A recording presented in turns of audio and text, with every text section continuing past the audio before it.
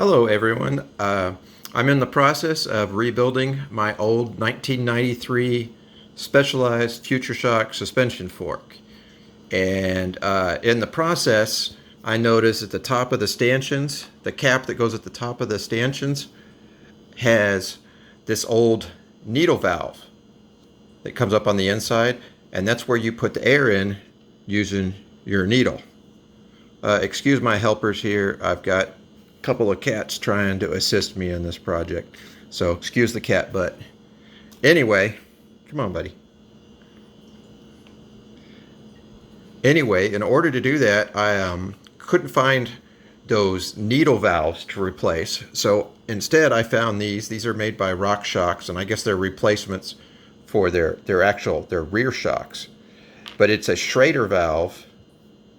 It's got a little washer on there, and I'm going to put that Schraeder valve in the top here.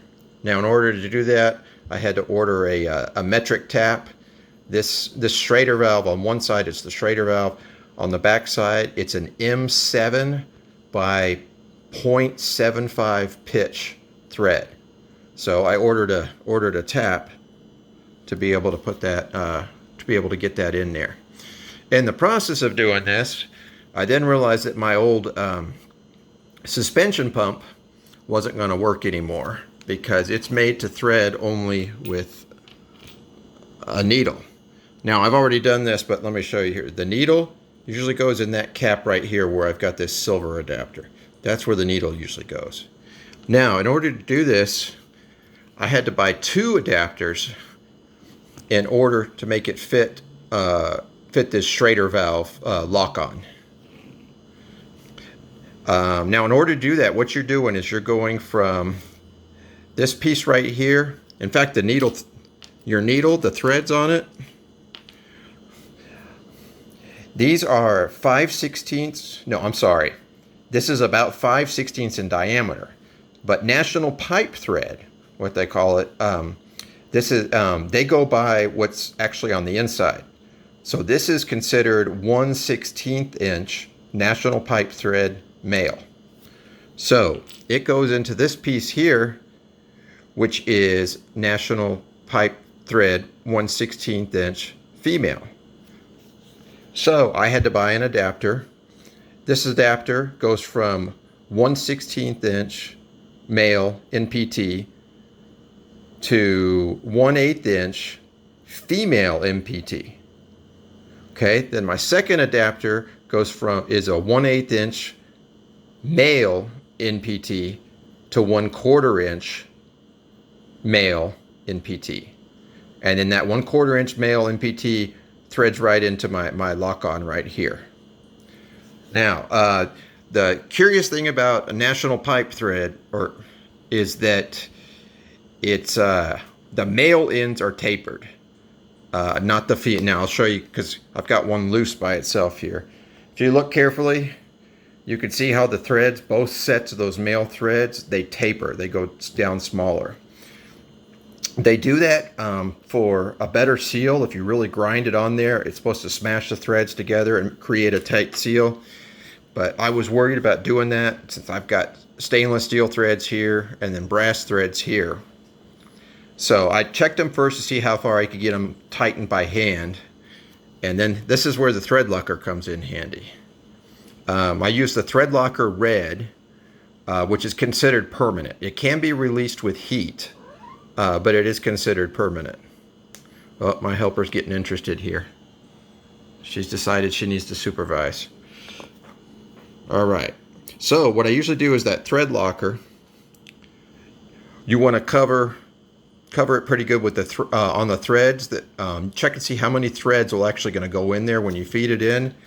And since I'm using the thread locker, I just decided to tighten it as tight as I could by hand, not go any further with a wrench or something.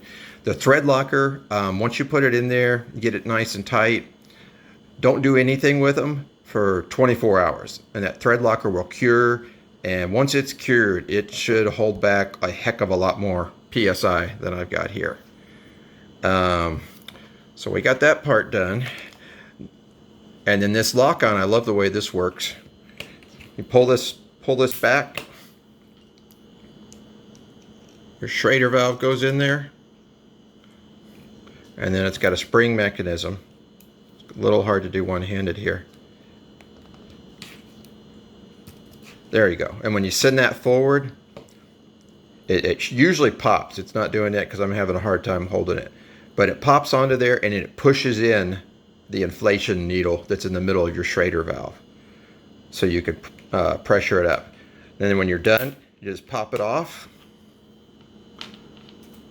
And, okay, some people might ask, why am I bothering to do this instead of just buying a new shock pump? Well, all the shock pumps I've seen out there are high pressure shock pump, which means they go from like 0 to 300 psi. Well, these Specialized Future Shocks, you don't need more than about 45 at the max psi, depending on your weight.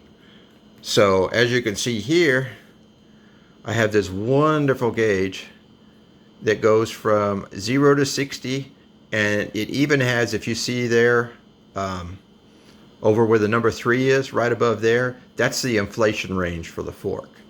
So I really wanted to continue using this. Besides, it only pumps about 10 or 11 cc's of air at a time, and it's important to get the pressure in the fork legs accurate or equivalent on both sides. So that's why I did this. Anyway, so I went to all this trouble. Probably could have bought a new shock pump for the price I paid for the adapters and the lock-on and everything else. But it was a fun little project, and I like using old stuff and keeping it going. So good luck. Let me know if you have any questions. Hope it works for you. Take care. I just wanted to make a little addendum to the video that I just finished making. I noticed this lock-on, that's lock-on air chuck. One thing about it is it's made, you know, really for vehicles and things like that that have a pretty long valve stem. So I noticed when I was trying to use it on my shock valve stem, which is kind of short because it's got the nut here, that it wasn't fully pressing the valve on the inside to let air in. So the easiest way I found to fix that is I drilled out the end of the chuck adapter here so that when I put it on the valve, it would go deeper. Anyway, what I did is, this was flat. You can probably, if you look in the first video, you can see this was real flat. I used some cutting oil and a 3/8 inch drill bit. And basically I drilled down until there was about a 1/16 of an inch straight down gap before you had the angled part towards the center. And just to be careful, when I drilled this, I used that 3/8 inch drill bit, and I stuffed a paper towel or a small section of paper towel in the hole to keep all those little metal bits from getting down in there. And then I used a light oil, a little cutting oil, to help the drill bit cut through the metal.